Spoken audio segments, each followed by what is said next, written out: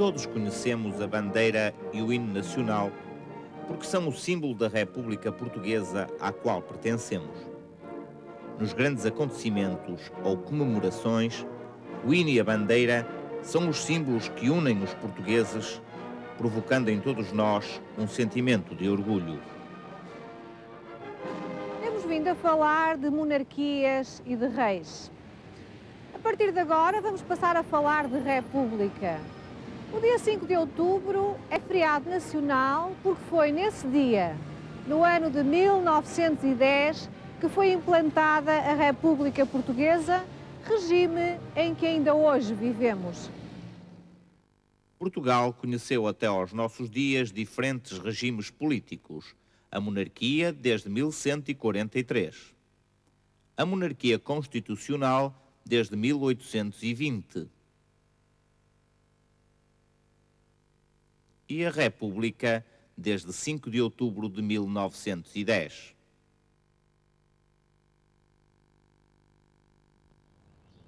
A monarquia constitucional não deu resposta aos graves problemas da sociedade portuguesa. Apesar do esforço de desenvolvimento e modernização do país, na segunda metade do século XIX, a população continuava a viver com grandes dificuldades.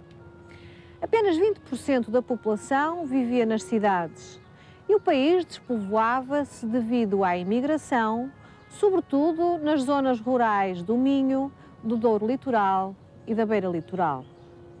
A economia portuguesa continuava a ter por base a agricultura, apesar do desenvolvimento industrial iniciado durante as últimas décadas do século XIX. Os transportes, os bancos, as companhias comerciais e a maior parte da nossa indústria estavam nas mãos de estrangeiros. Era grande a agitação social. As greves atingiram números alarmantes. E em 1876 surge um novo partido, o Partido Republicano, que defendia um regime liderado por um Presidente da República, escolhido apenas por um período de tempo limitado, através de eleições. Nos finais do século XIX, deram-se alguns acontecimentos que fizeram com que este novo partido ganhasse mais força e simpatias. Que acontecimentos foram esses? Após a independência do Brasil, Portugal procurou explorar os territórios africanos compreendidos entre Angola e Moçambique. Alguns exploradores portugueses desbravaram estes territórios para fazerem o aproveitamento económico das suas riquezas naturais. Em 1866, Portugal publicou o mapa cor-de-rosa para dar a conhecer aos outros países europeus que os territórios entre Angola e Moçambique lhe pertenciam.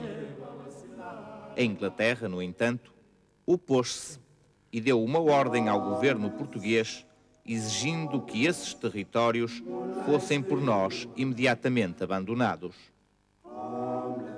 O rei e o governo português cederam perante o ultimátum da Inglaterra, o que provocou grande desagrado entre os portugueses.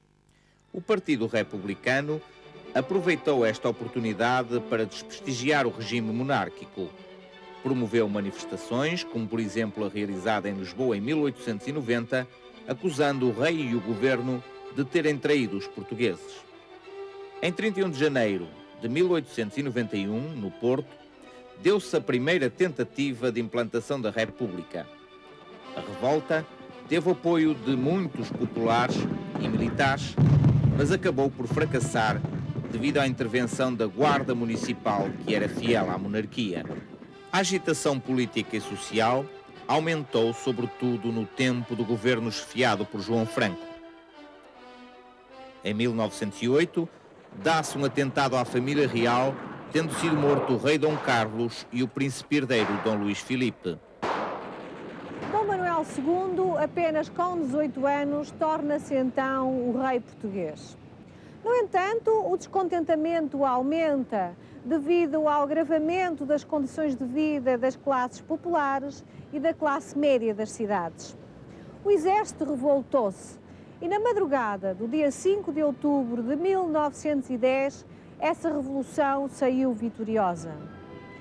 Foi aqui, desta varanda, que foi proclamada pela primeira vez a República Portuguesa na manhã do dia 5 de outubro de 1910.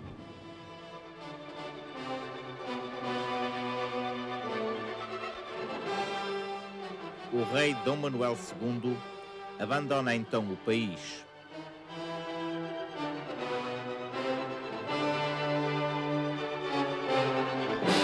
A população sai à rua para se manifestar a favor da República.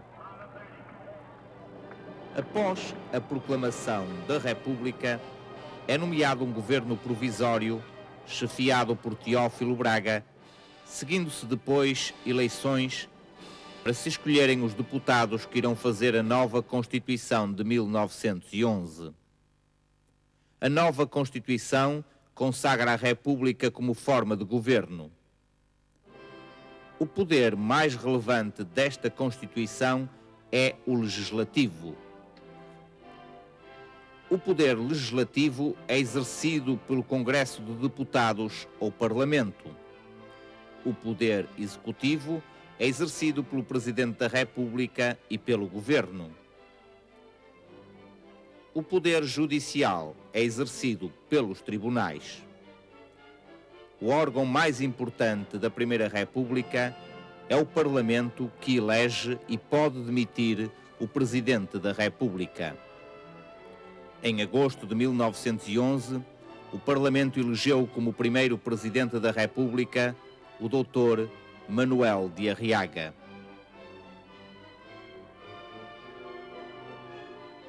O principal combate travado pelos primeiros governos republicanos foi contra o analfabetismo, que em 1911 atingia já 75% da população portuguesa.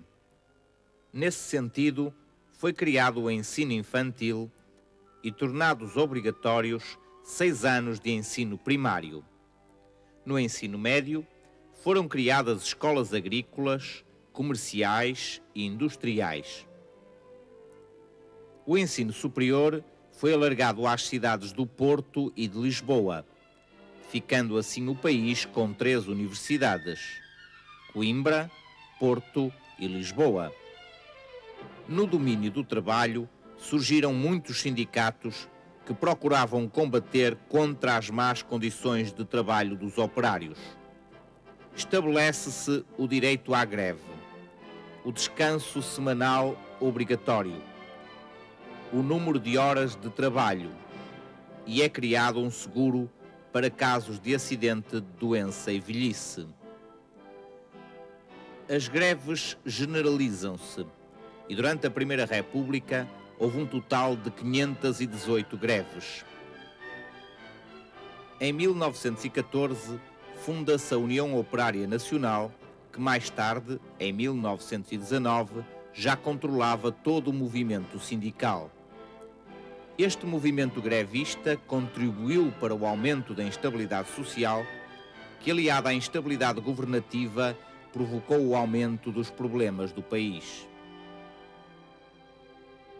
Em 16 anos, o país conheceu 8 presidentes e 50 mudanças de governo.